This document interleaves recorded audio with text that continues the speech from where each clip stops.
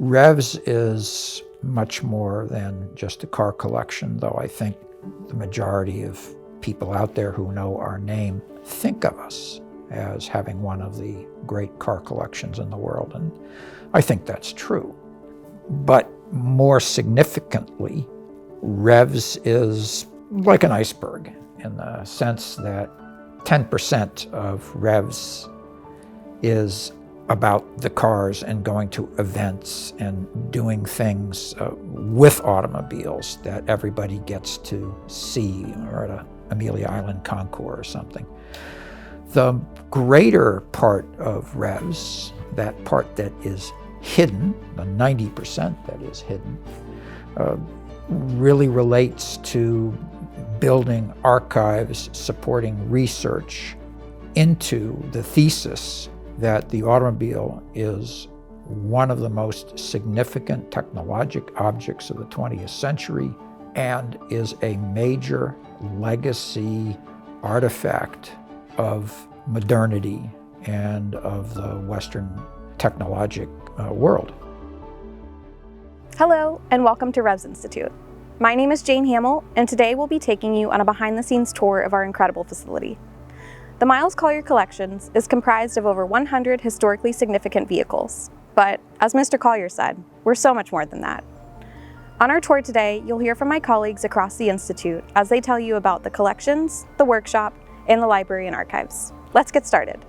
First up, we'll head into our largest gallery, Vitesse, to hear from Scott George as he tells us about Briggs Cunningham and his significance to the history of American sports car racing.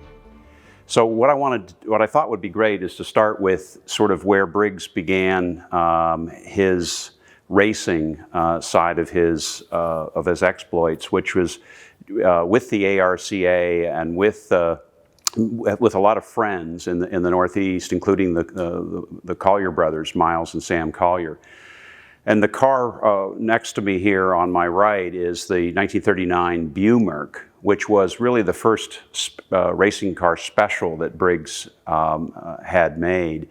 And it was based on a 1939 Buick Century chassis and a wrecked SSK Mercedes body that was found and mated to that. It had a modified engine as well, a hot-rodded Buick engine, if you will, higher compression and performance.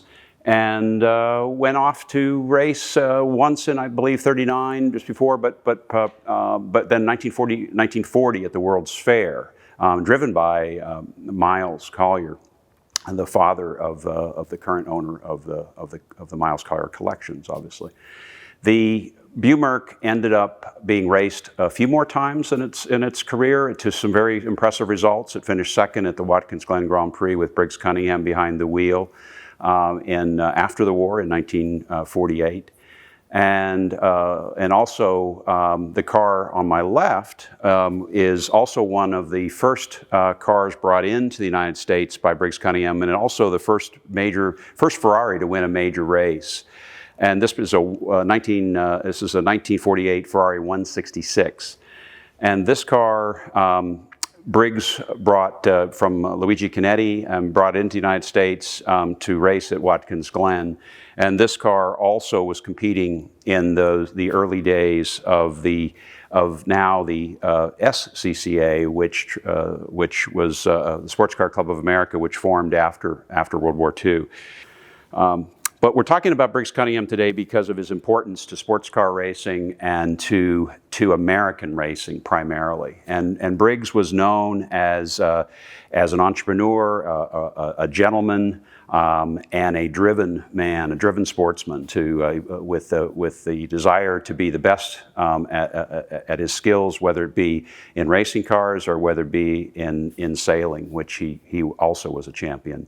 We're now standing against two of the real icons in Briggs Cunningham's racing career. These were two cars that were built in his West Palm Beach compound and built by his team. A C4RK coupe on my left and the C4R Roadster on my right.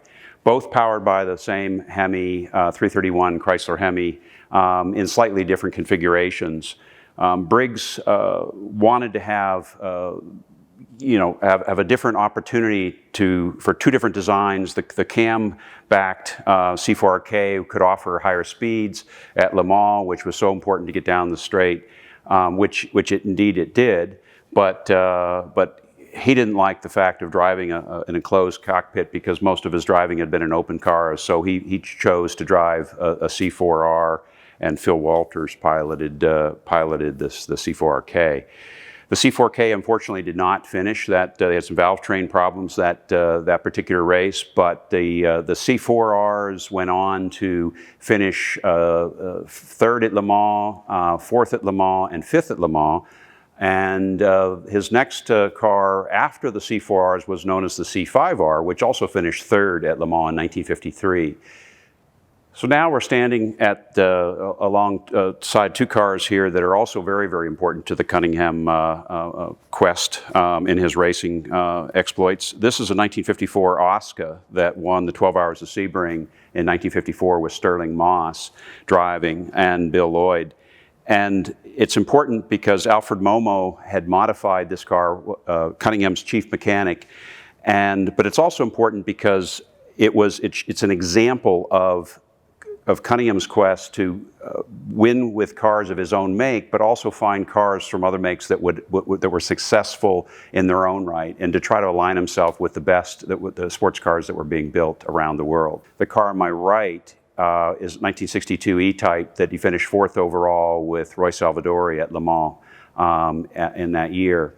So Briggs, at the same time he was racing and building up his sort of racing exploits across the United States, considered the finest team, the best talented team with the best equipment, he was also amassing a great car collection. And ever since his beginning, he had appreciation for some of the finest cars.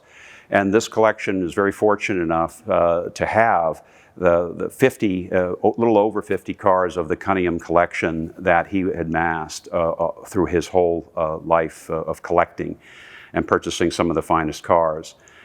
And we really feel that the importance of the Cunningham legacy can live on along with the Miles Collier collections at the Revs Institute in such a way to combine the Miles Collier's collecting with Briggs Cunningham's passion and collecting to really create a seamless collection like no other among the finest in the world. Thanks, Scott. It truly is remarkable to see the progression of Cunningham race cars together in the same location. Next, we'll hear from Pedro Vela, who will show us automobiles that span a 100-year history, highlighting 100-year-old technological advancements that are used even to this day. Here at the Revs Institute, our automobiles expand for over 100 years, starting with our oldest and most antique, our 1896 Panhard Levasseur, going all the way to our newest and most modern car, our McLaren F1. Throughout this span of time, we have vehicles that reshape the history and design of automobiles, starting with our very own 1896 Panhard Levasseur. This car features a configuration where the engine was placed in the front, followed by the transmission, and the car is driven by the rear wheels. Basically a design that is still present in today's automobiles and stayed permanent throughout this time. While walking through our galleries, you'll notice that our early pre-World War I cars feature a wooden body on a ladder frame, later evolving into steel and aluminum with space frames, and eventually leading to fiberglass bodies like on some of our prototype Porsches from the 1960s and 70s, as well as our 1962 Lotus Elite, which features the first road car using a full unibody fiberglass, and eventually leading to our McLaren F1, which features a full carbon fiber monocoque. Innovative vehicles like our 1927 Lancia Lambda pioneered the use of independent suspension as well as a stamped steel chassis body design known as a unitary body. This provided the car with more rigidity compared to the earlier vehicles where it was a design known as a body on ladder frame design. Ultimately, 3 Lancia Lambdas would go on to win the inaugural 1,000-mile race, the Miglia Miglia, in 1927. Many of these advancements came because people wanted to go racing and ultimately win. A French gentleman known by Ernest Henry is known to develop the first dual overhead camshaft 4 valves per cylinder engine design in a 1912 Peugeot 7.6 liter Grand Prix car. Our 1913 Peugeot car is basically a baby Voiturette of that 7.6 liter 1912 Peugeot car, featuring a dual overhead camshaft, 4 valves per cylinder. This allowed for a smaller size engine to produce more power, reach higher RPM, be smaller and lighter, which ultimately means a faster car. Dual overhead camshafts is something that is still implemented in today's automobiles in most advanced race cars. In 1919, Ernest Henry would again reshape the automobile world by designing the first straight 8-cylinder engine with dual overhead camshaft, 4 valves per cylinder, 1 solid piece crankcase, as well as a 1 solid piece of cylinder head. This car would eventually go on and break the 100-mile-per-hour average at the Indianapolis 500 in 1919, acquiring the pole position for that year. In the world of Grand Prix racing, or more formally known as Formula One racing, we display the first mid-engine Formula One car to ever win a race at the 1958 Argentinian Grand Prix with obviously a 1957 Cooper Climax T43 driven by the late Sterling Moss. This design eventually meant that you can make a car lighter, smaller, and eventually beat the giants like Ferraris. By the 1960s, front-engine Formula One cars were basically obsolete. Just think, almost all of these cars are kept in running condition, and from time to time can be seen cruising around Naples or attending events around the globe. Now, let's head into our workshop, a place very few visitors get to see, where Mike Griebing will tell us about the work that goes into maintaining, preserving, and restoring these incredible automobiles. The first area I'd like to show you is our surface plate, and this is something very, very important to us because what we do here is we do alignments on the car. We also do weight jackings whenever we take a car to a vintage race. To ensure that we have the car set up exactly correct, we'll actually get a person out of our team to sit inside the car so we can get the car set exactly for the driver that we're going to use. The rest of this area is basically for the cars that are brought out for exercise. This is where we prep them. The prepping includes quite a variety and extensive list of things that we do to the car to check to make sure that the integrity of the car is preserved and that the car is ready and safe to go out and drive. The area to the rear here is our engine room where we also work on transmissions. If we're taking a transmission apart, that's the clean room, if you will, that we can take the engine apart, the transmission apart, and then assemble it. It's off by itself. At the top of the stairs is a tire room. It's dark. We have that intentionally so that the rubber lasts the best it can, and it's extra cool up there to maintain the rubber's integrity. Moving on, we come up to a car that is a little unique in the fact that you don't see many of them here in the United States. It's a Fiat 600 Multipla, and we're doing a restoration on it right now. The restoration included taking it completely down, all the way, every bolt, every nut, windshields, every piece of chrome, the seats totally apart, everything. And I ought to mention as well, before any car gets a restoration, whether it's a production line car, a one-off, or a hand-built car going way back to 1919, we spend a great amount of time before any wrench ever touches the car to ensure that we've got as many facts, as many helpful hints, if you will, about how the car was manufactured, what it looked like, what the car actually had at the time.